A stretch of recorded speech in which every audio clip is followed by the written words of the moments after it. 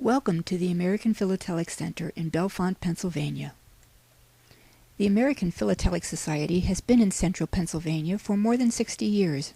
In 1945, a central office for the APS was established. Shown at the top, the first APS building in State College was dedicated in 1972. After the editorial offices of the American Philatelist moved to State College, a new 20,000-square-foot American Philatelic building was dedicated in 1982 and expanded in 1989. The library still needed more room. Less than 10 miles from State College, a building complex was found in Bellefonte, Pennsylvania, a 150,000-square-foot facility that had once been a match factory and later a lumber yard.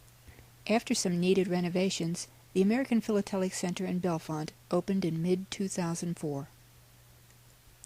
The lobby and the reception desk are the first things you see when you enter the doors of the American Philatelic Center. The lobby itself is the main hub of the APC. The American Philatelic Research Library is the jewel of the American Philatelic Center, the most comprehensive, important, and accessible collector-supported reference resource available in the Western Hemisphere. A group of rooms off the main corridor is set aside for the processing of in-kind donations, generous gifts of stamps, covers, albums, collections, and other philatelic material given by various APS members and patrons.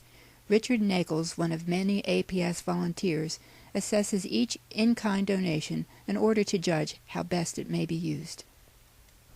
The Information Technology Department houses the hardware that runs the APS website and provides computer power for the day-to-day operations of America's Stamp Club.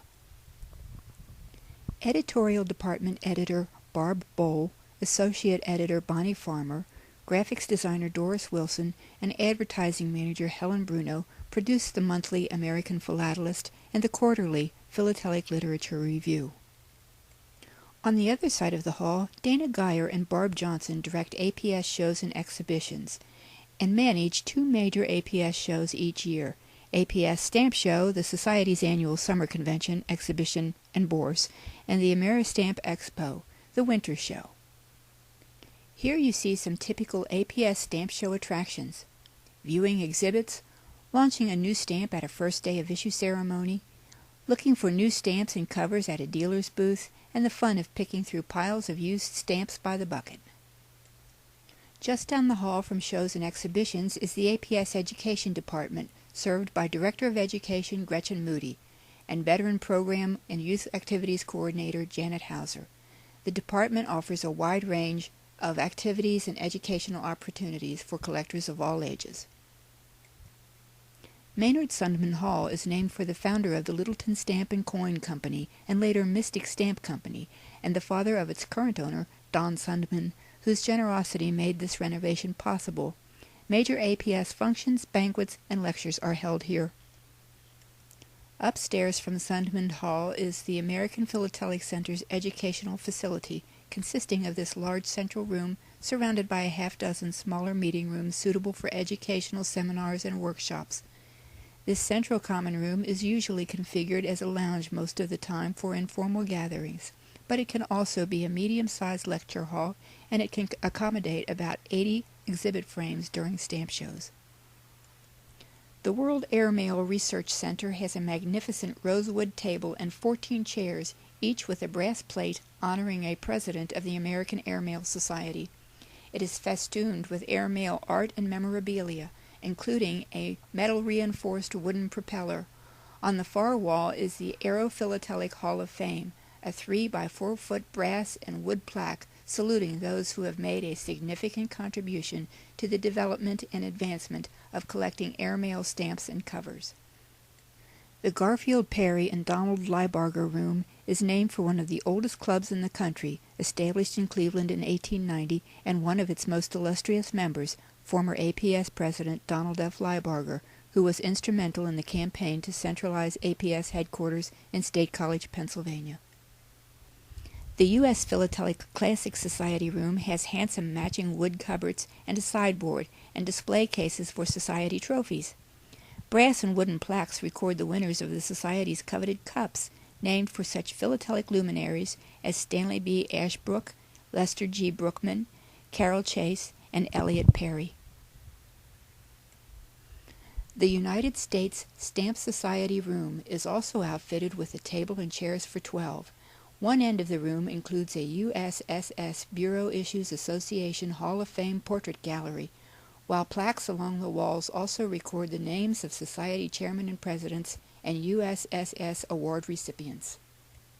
The Bud and Dodie Hennig room is named for the former president and founding member of the American Philatelic Research Library.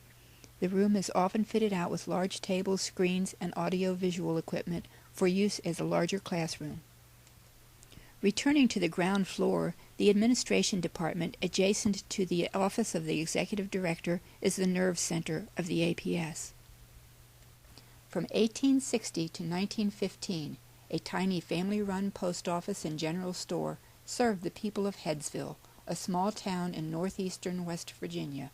Disused and forgotten, that post office was rediscovered by the Smithsonian Institution, which carefully dismantled, moved, and reassembled the 540-square-foot structure to its National Museum of American History in Washington, D.C. There it served the postal needs of visitors for 35 years until it closed. It was placed on loan to the American Philatelic Center in 2008. Now, reassembled at the APC, the same counters that served customers during the Civil War display a colorful assortment of the latest U.S. issues, delighting a new generation of postal patrons today.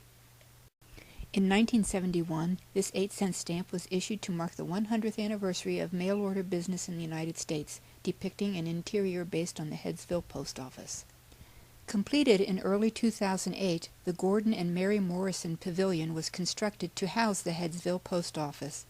The pavilion is named in honor of the former 3rd Assistant Postmaster General and his wife, both of whom made lasting contributions to philately, the United States Postal Service, and the American Philatelic Society. Outside the Morrison Pavilion is the St. Louis Patio, where visitors can relax outdoors and take a break in the Pennsylvania sunshine. A bit farther down the hall from administration and the Headsville Post Office is the Gung Ho Room, a special meeting room in the front of the building that pays tribute to the many APS members who have served in the armed forces of the United States. Many staff meetings and a good deal of other society business is conducted here. Did you know that Gung Ho means work together? Just past the Gung Ho Room is the APS Accounting Department, which is headed by Rick Banks. Rick not only oversees financial operations, but also tenants and the ongoing renovation of the American Philatelic Center. In the last 25 years, at least 100 million stamps have passed through the doors of the American Philatelic Sales Division, and more than 1 million sales circuit books prepared by APS members for sale to APS members. This picture shows APS Sales Division Manager Tom Horn as he reviews and inventories new books that will soon be going out to eager customers throughout the country. Nearby at the APS Stamp Store, staffers scan and track APS members' stamps for sale on the Internet. Stamp Store has more than 300,000 stamps, sets, booklets, and covers available online with a retail value of more than $4 million. Check it out at www.stampstore.org. Since 1903, the American Philatelic Expertising Service, APEX, has examined stamps to ensure their authenticity. More than a century and 175,000 items later, APEX continues to offer this unequaled service. Mercer is also curator of the APS Reference Collection, with its more than 450 volumes of United States and worldwide stamps and postal history. National organizations, state, regional, and local clubs, societies, and federations are putting a visit to the APC on their philatelic itineraries. If you are traveling through central Pennsylvania, be sure to drop by. You've seen a lot of pictures of buildings old and new, bricks, mortar and steel, doors, books, and furniture. It's easy to miss the bigger picture, that the American Philatelic Center, the APS, and the APRL consists of people. These are the people who serve you at America's Stamp Club. The staff of the American Philatelic Society looks forward to assisting you when you visit the American Philatelic Center.